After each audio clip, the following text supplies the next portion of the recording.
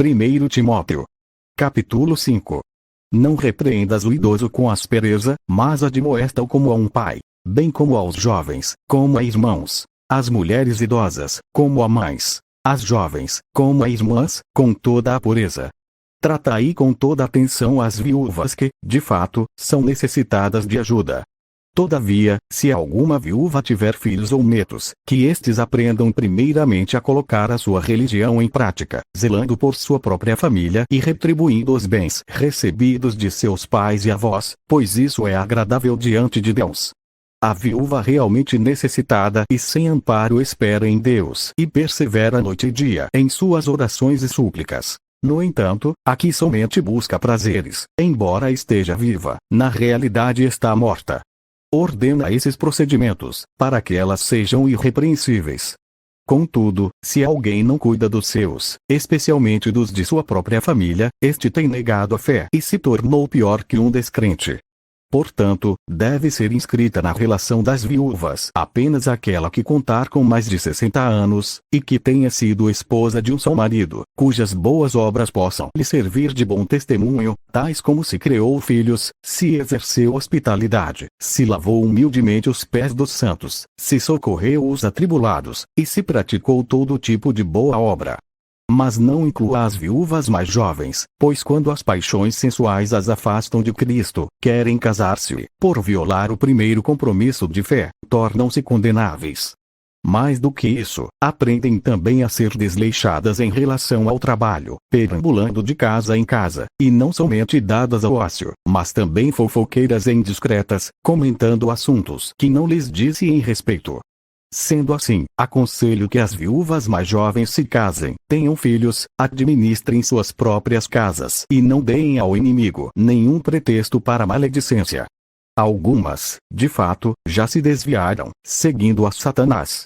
Se uma mulher crente tem viúvas em sua família, esta deve cooperar com elas. Evitai que a igreja seja sobrecarregada com o trabalho de ajudá-las. As viúvas realmente desamparadas são as que devem receber a ministração desse auxílio por parte da igreja. Os presbíteros que administram bem a igreja são dignos de dobrados honorários, principalmente os que se dedicam ao ministério da pregação e do ensino. Porquanto, afirma a Escritura, não amordaces a boca do boi quando estiver debulhando o cereal, e ainda, digno é o trabalhador do seu salário. Não aceites acusação contra um presbítero, se não houver mais 2 ou 3 testemunhas. Quanto aos que vivem na prática do pecado, repreende-os na presença de todos, para que os outros, de igual maneira, se encham de temor.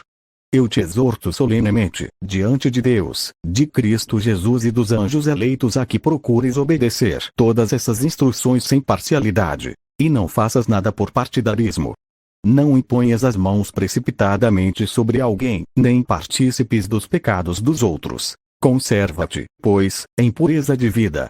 Por causa do teu estômago e das tuas frequentes enfermidades, não bebas somente água, mas também um pouco de vinho.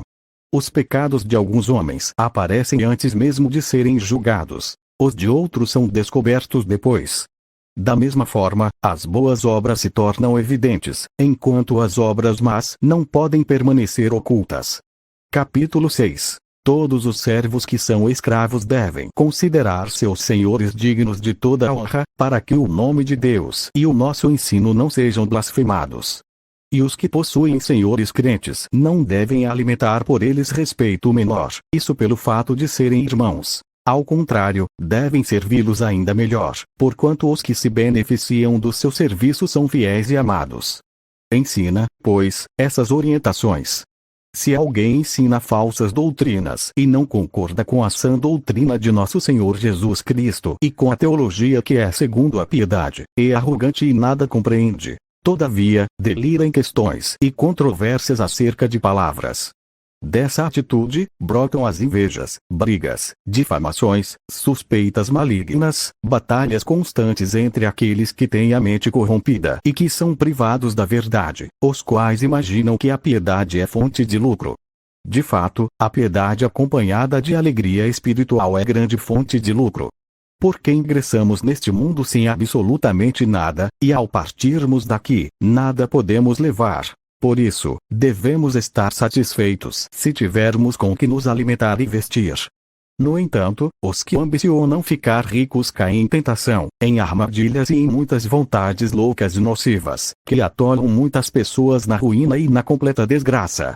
Porquanto, o amor ao dinheiro é a raiz de todos os males. E por causa dessa cobiça, alguns se desviaram da fé e se atormentaram em meio a muitos sofrimentos. Porém, tu, ó homem de Deus, foge dessas ciladas e segue a justiça, a piedade, a fé, o amor, a constância e a mansidão. Combate a boa batalha da fé. Toma posse da vida eterna, para a qual foste convocado, tendo já realizado boa confissão diante de muitas testemunhas. Na presença de Deus, que a tudo dá a vida, e de Cristo Jesus, que perante Pôncio Pilatos fez o perfeito testemunho, eu te exorto. Guarda este mandamento imaculado e irrepreensível até a manifestação de nosso Senhor Jesus Cristo, a qual Deus fará com que se cumpra no seu devido tempo. Ele é o bendito e único soberano, o Rei dos reis e Senhor dos senhores, o único que é imortal e habita em luz inacessível a quem ninguém viu nem pode ver. A ele sejam honra e poder para sempre. Amém. Ordena aos que são ricos no presente mundo que não sejam orgulhosos, nem depositem a esperança na incerteza das riquezas, mas em Deus que nos concede generosamente tudo o que precisamos para viver satisfeitos. Orienta-os a praticarem o bem, e que sejam ricos em boas obras, sensíveis, solidários e generosos. Dessa maneira, acumularão um valioso tesouro para si mesmos, um firme fundamento para a era que há de vir, e assim alcançarão a verdadeira vida. Timóteo, guarda o tesouro que te foi confiado, evitando as conversas inúteis e profanas, assim como as elucubrações sem fundamento que muitos chamam de saber. Ora, alguns professando tal conhecimento se desviaram da fé. A graça seja convosco.